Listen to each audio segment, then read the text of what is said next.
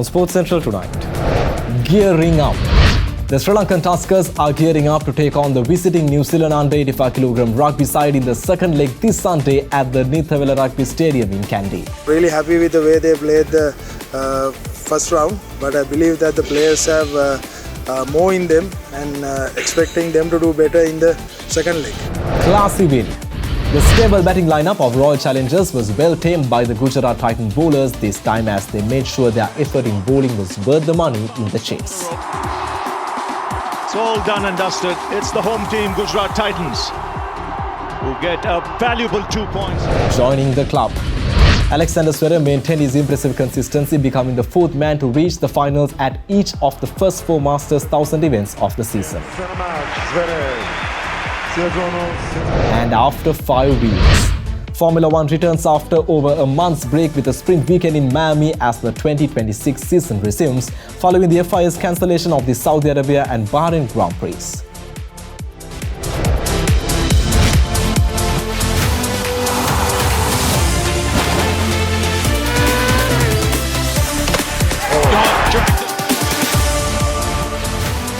From Studio 24C, this is Sports Central. And now, here's Renut Varnasurya. Hello and welcome to Sports Central right here on Derana News Channel. Our final bulletin for this week. We have multiple updates to bring you when we start things off with rugby. The Sri Lankan Tuskers are set to take on the visiting New Zealand under 85kg rugby side in the second leg, which is scheduled this Sunday at the Nithawela Rugby Stadium in Kandy. The opening encounter in Colombo proved to be a closely fought contest, with the visitors edging past the hosts to secure a narrow victory. The Sri Lankan Tuskers entered this campaign with strong momentum, which was evident in the opening game at the racecourse grounds. The Tuskers are led this year by Lasindu Karunathilaka, who also captained the league and Clifford Cup winning CRN FC side. He is supported by Kandy Sports Club skipper Tharindu Chaturanga, who serves as the vice-captain. The squad comes into the series following a demanding club season which included the league, knockout championship and the 7th circuit. Despite the defeat in the first game, their performance has given fans reason for optimism, with expectations high for an improved showing in the second encounter in Kandy this weekend. During the first match, our boys played really well. We made some crucial errors at crucial times. I think that cost us the game, but the players have improved quite a lot and they showed a lot of heart and a lot of character, a lot of commitment at training. So I'm really happy with the way they played the first round, but I believe that the players have more in them and expecting them to do better in the second leg. The New Zealand team is a very skillful team.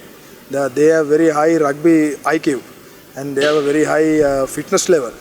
So those are the areas that we need to match because we have only been together for about 3 weeks.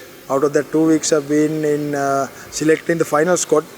So we have 10 new players also playing in this series. So those are the areas that we need to bridge, which I'm sure that we have been working on those areas, and I'm sure the boys will do much better. The New Zealand team is really good. They are a very fast attacking team. Even though they're under 85 kgs, they were like really tough also, and they are physically very fit also. So to match them, we had to be in our A game. The preparations for the second game is going really well. After we went through the footage and videos and everything, we analysed and we came with a game plan for this match in Kandy. So hopefully we'll be able to win it. Moving to schools rugby now, week 2 of the Inter-School Rugby League 2026 will get underway this weekend with a series of exciting fixtures lined up across multiple venues. Now a total of 9 games are set to kick off this week, as well as matches taking place at multiple venues in both Kandy and Colombo. Tomorrow 4 matches will take centre stage, with St. Peter's College facing off traditional rival St. Joseph's College at the St. Peter's College grounds in Bambalapitia. The match will kick off at 4:15 p.m. At the same time, Isipathana College will take on DS Senanaka College at Havelock Park. In Kandy, St. Anthony's College will clash against defending champions Trinity College at the Trinity College Rugby Stadium in Pallakele. Meanwhile, Mahanama College will go up against Wesley College at the Air Force grounds in Ratmalana. All these matches are set to begin at 4:15 p.m. as well. The action continues on Sunday with another set of fixtures. Lumini College will meet Sri Sumangala College at Havelock Park, while Prince of Wales College will battle Ananda College at the Air Force Grounds. Science College will take on Sahara College at the Science College Grounds, and Thurston College will face off Royal College at the Sugata Dasa Stadium in Colombo. The final match of Week 2 is scheduled on Monday, where Kingswood College Kandy will clash with St Thomas's College Mount Lavinia at the Trinity College Rugby Stadium in Pallakele. This is also set to kick off at 4:15 p.m. With that, let's move to school cricket wars.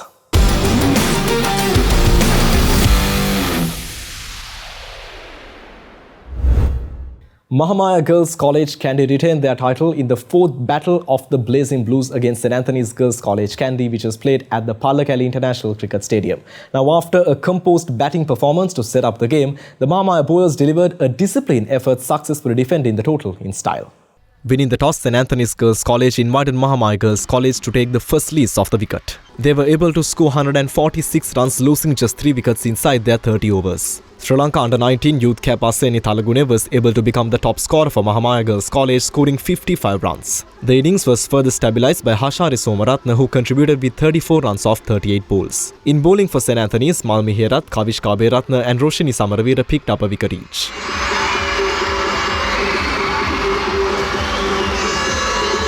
Then chasing 147 runs, St Anthony's Girls College was only able to score 75 runs in their allotted 30 overs. The Mahamaya bowling attack was too strong for them, as only 3 batters reached double figures. It was Aseni Thalagune who started with the ball as well for Mahamaya Girls College, picking up 4 wickets for just 9 runs.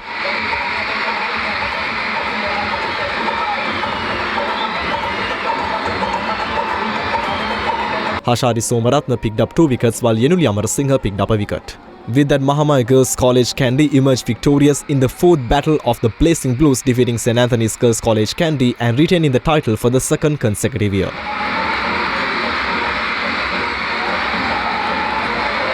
Ladies and gentlemen, your winners of the Battle of the Blazing Blues 2026, Mahamaya Girls College Kandy!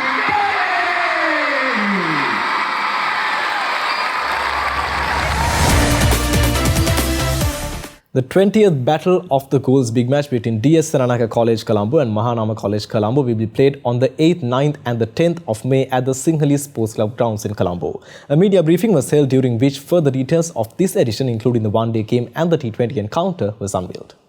At the media briefing, attended by representatives of both DS Senanayaka College and Mahanama College, the trophies for all 3 matches were unveiled and sponsorship checks were presented. Speaking to the media, Mr. Sampath Beragoda of DS Senanayaka College and the principal of Mahanama College, Mrs. Sandamali Bandara, shared their views and provided insights about their respective schools. This year, DS Senanayaka College will be led by Randisa Bandara Nayaka, while Dulnit Sigera will captain Mahanama College. Both schools, along with the support of their old boys associations, have jointly organised the tournament.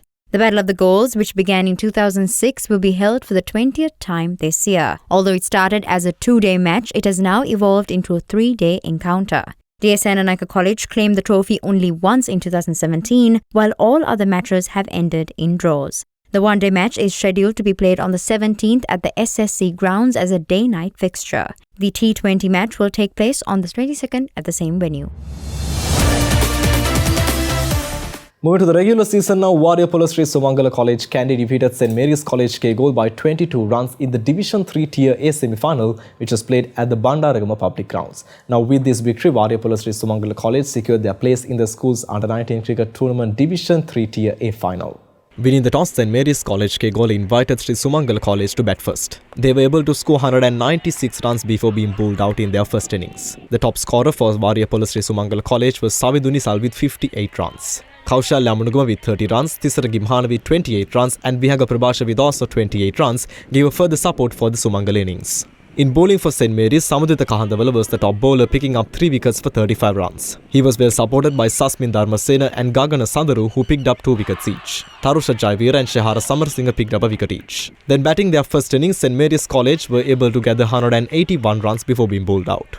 Their top order was the key to success, with Utsarawale Singh scoring 58 runs and number 3 batter Maliga Vijayatunga contributing with 66. Walasinga's opening partner Hirushan Chandrasiri scored 12 runs. Other than those three batters, none of the other batters were able to reach the double figures, with Sumangala bowlers attacking constant pressure. Temuru Samaratunga was the star bowler for Sumangala, picking up 5 wickets for 53 runs. Arun Shekanaka picked up 2 wickets. Then batting their second innings, Warrior Sri Sumangala College was surprisingly bundled out for 86 runs. The top scorer was Vihanga Prabhasha with 23 runs. Gagana Sanduru was the top bowler for St. Mary's College, picking up 4 wickets for 36 runs, while Tharusha Jaivira contributed with 2 scalps. Shehara Samarasinga, Sulakshana Udavatta and Maliga Vijayatunga picked up a wicket each. Then given the opportunity to chase, St. Mary's College were only able to gather 79 runs by the end of play. Sulakshana Udavatta was the top scorer, hitting 30 runs off just 20 balls. Opener Utsara Walasinga scored 24 runs off 18 balls. The pressure was constantly applied by the Warrior Sri Sumangala bowlers, with Shamit Indura picking up 4 wickets for 43 runs. Navidu Nimsara picked up 1 wicket. With that, Warrior Sri Sumangala College Kandy won the game by 22 runs and advanced to the final in the Division 3 Tier A category of the school's Under-19 cricket tournament. Sri Lanka Cricket has officially released the fixtures for the highly anticipated SLC Major Club T20 Tournament 2026, with the competition set to get underway on the 13th of May. Sri Lanka's premier 14 clubs will battle it out for top honours in what promises to be an exciting and competitive tournament, showcasing the country's finest domestic talent. The teams will be divided into 2 groups, with the top 4 sides from each group advancing to the knockout stage. In Group A, the teams are CCC, Moas SC, BRC, Tamil Union CNAC, Nugegod SNWC, Kurunagala YCC and Baduruli SC. In Group B, Panadur SC, NCC, Cole CC, Bloomfield CC, Ace Capital CC, Police SC and SSC are set to face each other. The quarterfinals are scheduled to take place on the 27th of May, where the 8 qualified teams will compete for a place in the final 4. The semi-finals will follow on the 29th of May and will be played at the 2 of the country's most iconic venues, the Colombo Cricket Club Ground and the Sinhalese Sports Club Ground. The tournament will culminate in the grand finale on the 31st of May, set to be held at the R. Premadasa International Cricket Stadium. Meanwhile, the Sri Lanka Cricket organised Interclub Tier B T20 tournament is also set to run parallel to the major club competition beginning on the 13th of May. The tournament will feature 12 teams divided into 2 groups, with the first round matches scheduled until the 21st of May. The quarterfinals will be played on the 23rd at the BRC grounds in Colombo and the Valisara Navy grounds, while the semi-finals are set to take place on the 25th of May at the Coles Cricket Club grounds. The knockout stage will follow, with the final set to be played on the 27th of May at the Coles ground itself. Sinhalese Sports Club or SSC, who won the Tier B 3-day tournament, have been promoted to the major club competition, with Chilau Marian CC replacing them in this year's Tier B T20 tournament. Let's head into a short commercial break. You are watching Derana Sports Central. We will be back after this short commercial break. Stay tuned.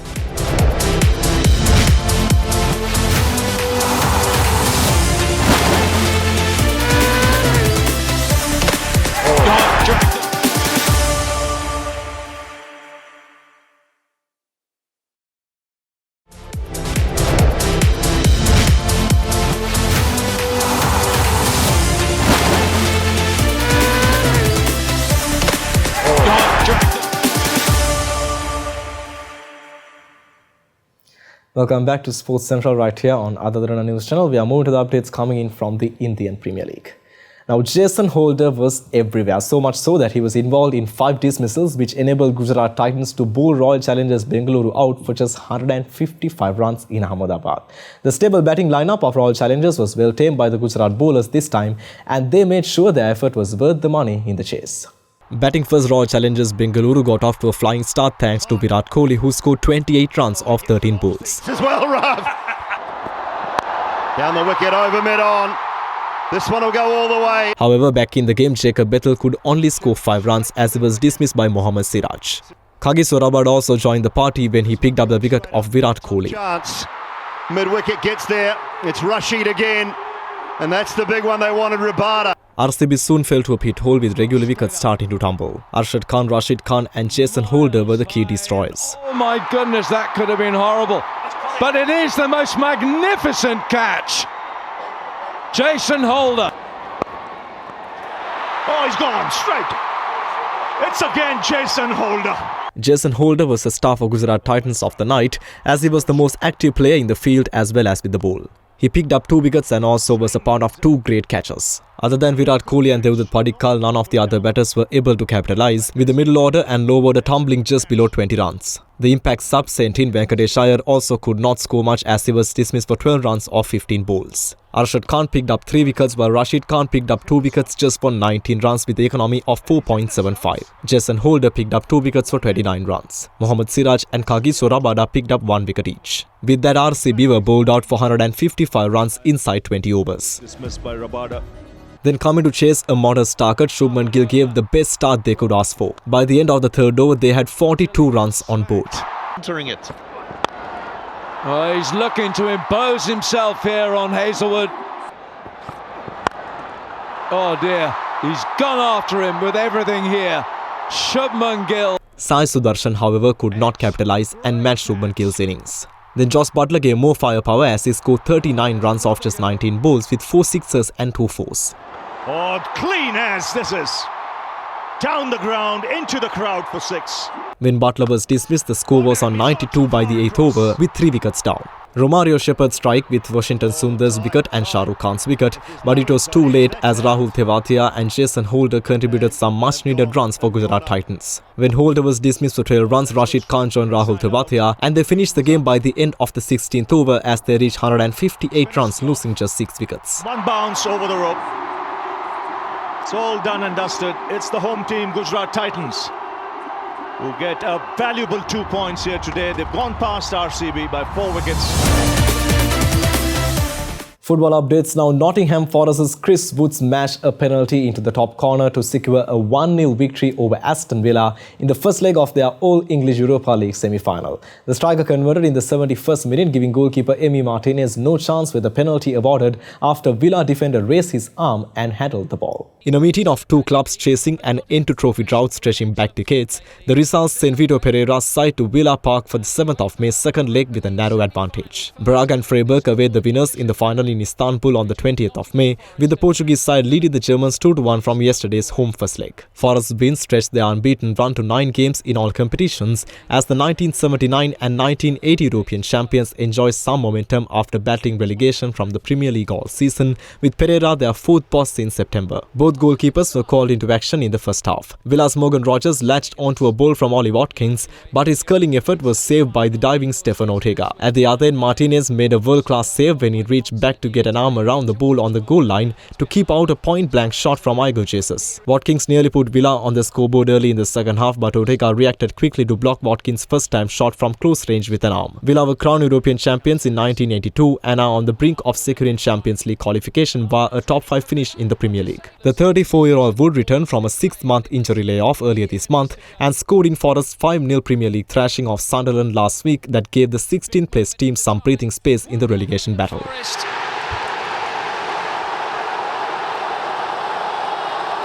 Confidently dispatched by Chris Wood, who lifts the roof off the City ground. Confident and perfectly placed.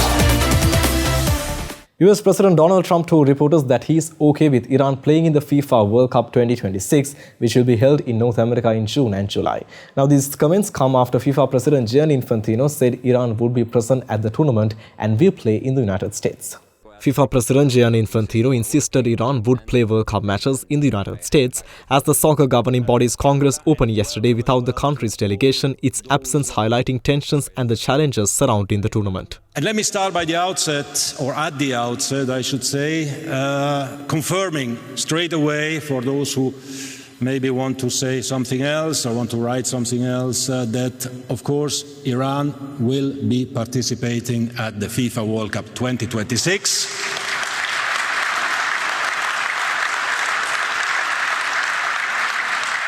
And, of course, Iran will play in the United States of America.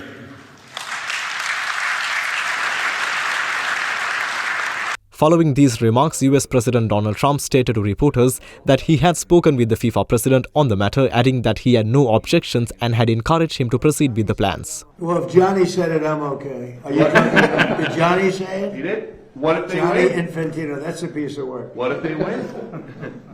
Well, if they win, we'll have to worry about that. That's not... I'm going to have to worry about that one. Look. You know what? Let him play well. Johnny's fantastic. You know, he's a friend of mine, and he talked about it. I said, "You do whatever you want, You can have them. You don't have to have them.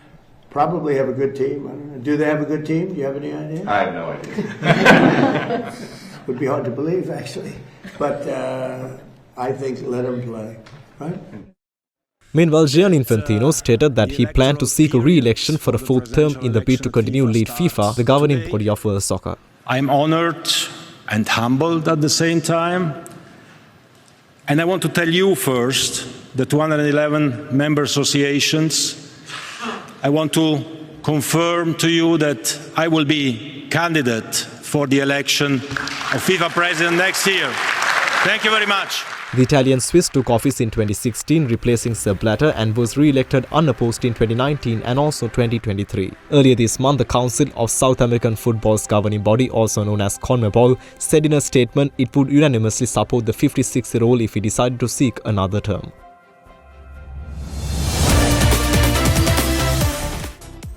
A short commercial break from Derana Sports Central. We'll be back with more sporting highlights right after this. Stay tuned.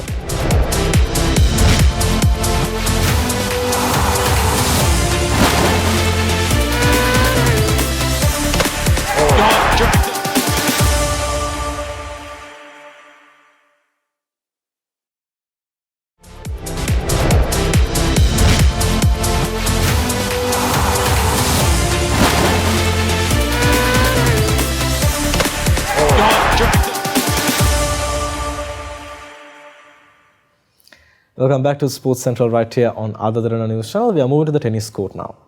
Alexander Zverev maintained his impressive consistency at the ATP Masters 1000 level at the Madrid Open, where he eased past Flavio Cobolli to book his place in the semi-finals. Now, just 12 days after losing to Cobolli in the Munich semi-finals, Zverev turned the tables with a dominant 6-1 and 6-4 win. The two-time Madrid champion dropped just 7 of 39 points behind his first serve and drew to his fourth semi-final in the Spanish capital. With his 90-minute victory, Zverev became just the fourth man to reach the semi-final at each of the first 4 Masters 1000 events of the season since the series began in 1990, joining Roger Federer, Rafael Nadal and Yannick Sinner. Zverev, the number 3 player in the ATP rankings, fell to Sinner at the stage in Indian Wells, Miami and also Monte Carlo this year.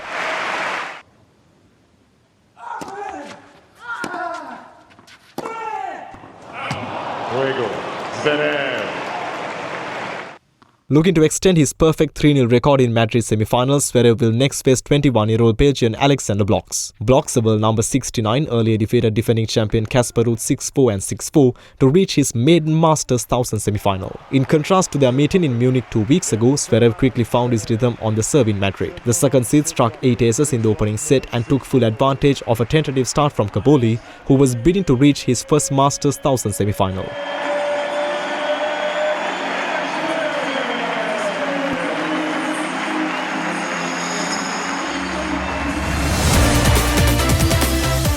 Formula One is back after over a month off, and it returns with a sprint weekend in Miami as the 2026 season resumes. The Formula One governing body FIA cancelled the Saudi Arabia and Bahrain Grand Prix amid escalating Middle East conflict, while anticipation builds for this weekend as the regulations have been tweaked and teams arrive with a refreshed set of performance dynamics.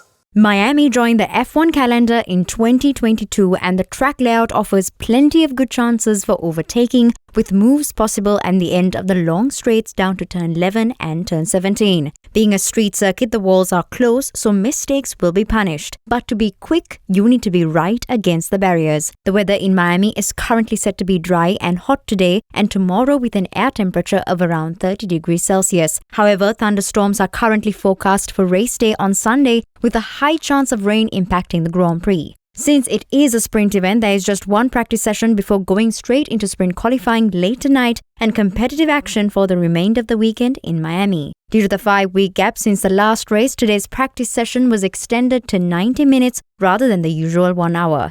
Kimi Antonelli leads the Drivers' Championship after back-to-back wins in China and Japan, holding a 9-point advantage over Mercedes teammate George Russell. Mercedes have won each of the opening 3 races so far, but tweaks to the regulations and the 5-week break mean the pecking order could change as every team brings upgrades to Miami. Ferrari and McLaren will hopefully have closed the gap to Mercedes as Lando Norris returns to the track where he has won his maiden Grand Prix in 2024. The sprint race will start at 9:30 p.m. tomorrow Sri Lankan time, and the Grand Prix qualifying will follow at 1:30 a.m. on Sunday. The Miami Grand Prix will begin at 1:30 a.m. on Monday Sri Lankan time.